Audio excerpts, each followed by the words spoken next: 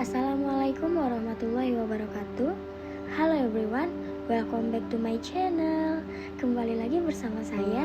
Di sini saya akan menjelaskan tentang mata kuliah manajemen risiko keuangan, yang dimana dosen pengampunya adalah Dr. Gustian Juanda, SEMM.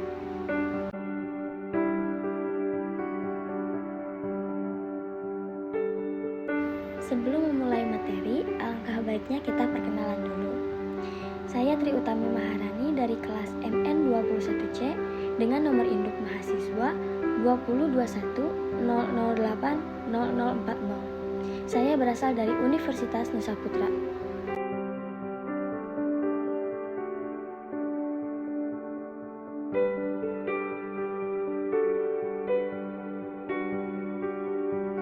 Di sini saya akan menjelaskan tentang tujuan dan fungsi manajemen risiko keuangan yang memiliki 4 pokok bahasan. Yang pertama, fungsi manajemen risiko.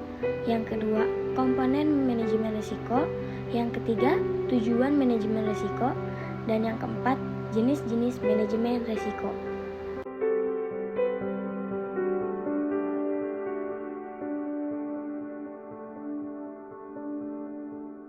Fungsi manajemen risiko ada 3. Yang pertama, perencanaan atau planning. Perencanaan dimulai dengan menetapkan visi, misi, tujuan yang berkaitan dengan manajemen risiko. Yang kedua, pelaksanaan atau actuating.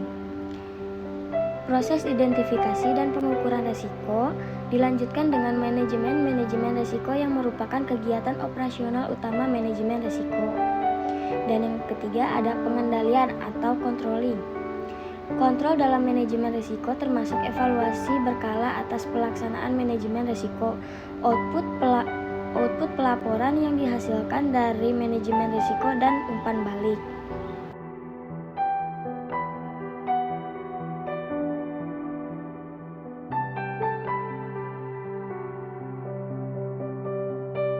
Pada pokok bahasan yang kedua, ada komponen manajemen risiko.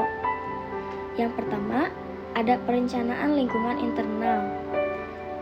Proses pertama ini terkait dengan operasi lingkungan perusahaan, mulai dari filosofi manajemen risiko, integritas perspektif risiko, selera risiko, nilai-nilai etika, struktur organisasi, hingga delegasi otoritas yang dilakukan oleh perusahaan. Yang kedua, penentuan sasaran. Penentuan tujuan organisasi sehingga risiko dapat diidentifikasi, diakses, dan dikelola sesuai dengan tujuan itu. Tujuan kami dapat mengklasifikasi menjadi 2, yaitu tujuan strategis yang berfokus pada perwujudan visi dan misi, dan objek aktivitas yang ditunjukkan untuk kegiatan seperti operasi, pelaporan, dan kepatuhan. Yang ketiga ada identifikasi peristiwa. Identifikasi peristiwa potensial yang mempengaruhi strategi atau pencapaian tujuan organisasi. Insiden yang tidak pasti ini dapat memiliki dampak positif, tetapi juga bisa menjadi sebaliknya yang kita sebut lebih sering risiko. Yang keempat, ada penilaian risiko. Langkah ini menilai sejauh mana peristiwa atau keadaan dapat mengganggu pencapaian tujuan. Jumlah dampak dapat dianalisis dengan memakai kedua perspektif, yaitu kemungkinan, kecenderungan atau peluang, dan dampak atau konsekuensi. Yang kedua ada besarnya risiko yang terrealisasi.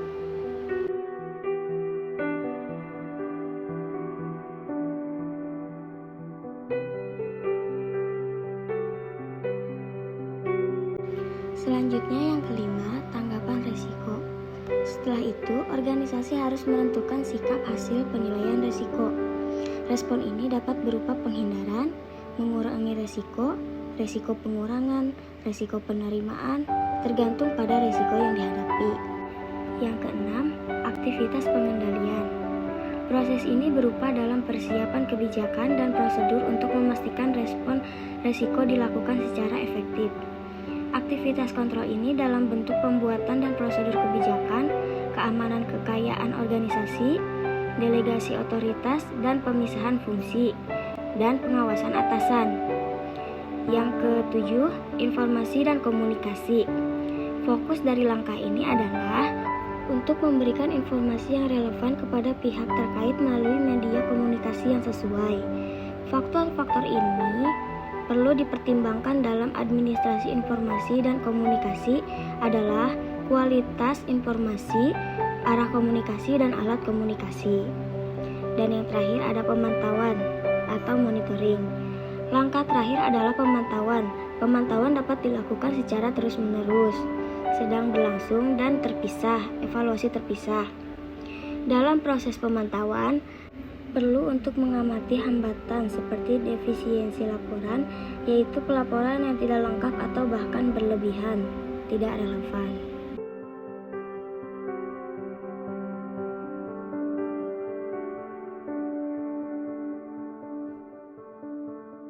Selanjutnya, pada pokok bahasan yang ketiga ada tujuan manajemen risiko. Yang pertama, melindungi perusahaan.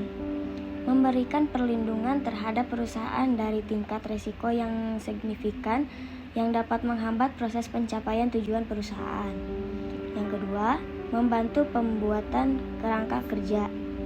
Membantu dalam proses pembuatan kerangka kerja manajemen risiko yang konsisten untuk risiko dalam proses bisnis dan fungsi dalam suatu perusahaan.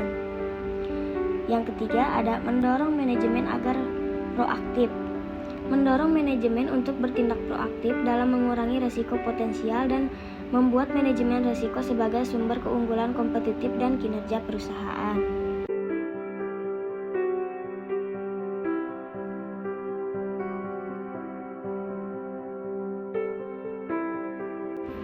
Yang keempat, sebagai peringatan untuk berhati-hati. Dorongan semua individu di perusahaan bertindak dengan hati-hati dalam menghadapi resiko perusahaan untuk mencapai tujuan yang diinginkan bersama. Yang kelima, meningkatkan kinerja perusahaan. Membantu meningkatkan kinerja perusahaan dengan memberikan informasi risiko yang disebutkan dalam peta risiko. Ini juga berguna dalam mengembangkan strategi dan peningkatan proses manajemen risiko secara terus-menerus. Dan yang terakhir ada sosialisasi manajemen risiko. Membangun kemampuan individu dan manajemen untuk mensosialisasikan pemahaman tentang risiko dan pentingnya manajemen risiko.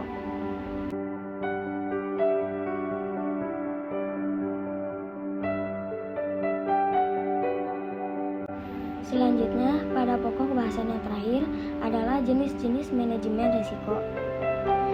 Yang pertama, manajemen risiko operasional. Dalam manajemen risiko operasional, ada 4 faktor yang menyebabkan risiko antara manusia lain, proses, sistem, dan peristiwa eksternal. Dengan memahami manajemen risiko ini, perusahaan dapat mengambil langkah pencegahan atau bahkan sanksi sehingga kapasitas dan layanan produksi dipertahankan seperti hal-hal yang tidak diinginkan. Yang kedua, manajemen hazard. Manajemen bahaya terkait dengan kondisi potensial yang dihasilkan kebangkrutan dan kerusakan.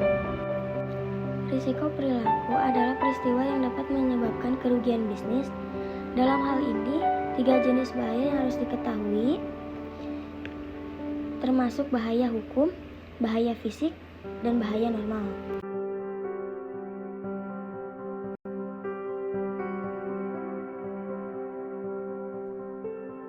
Yang ketiga ada manajemen risiko finansial. Manajemen risiko keuangan adalah upaya untuk memantau risiko dan perlindungan hak properti, laba, properti, dan aset entitas bisnis.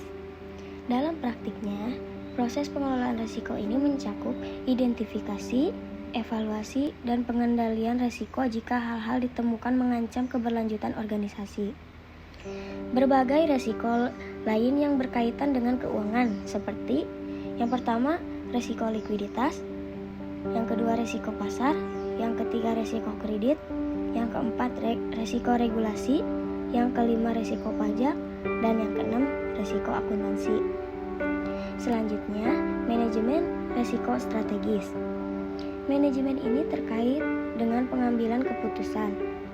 Risiko yang biasanya timbul adalah kondisi tidak terduga yang mengurangi kemampuan pembisnis untuk melakukan strategi yang direncanakan.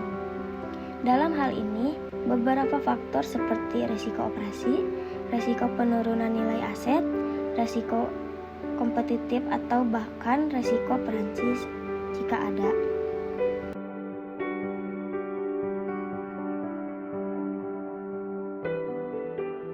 Cukup sekian yang dapat saya sampaikan. Thank you for watching.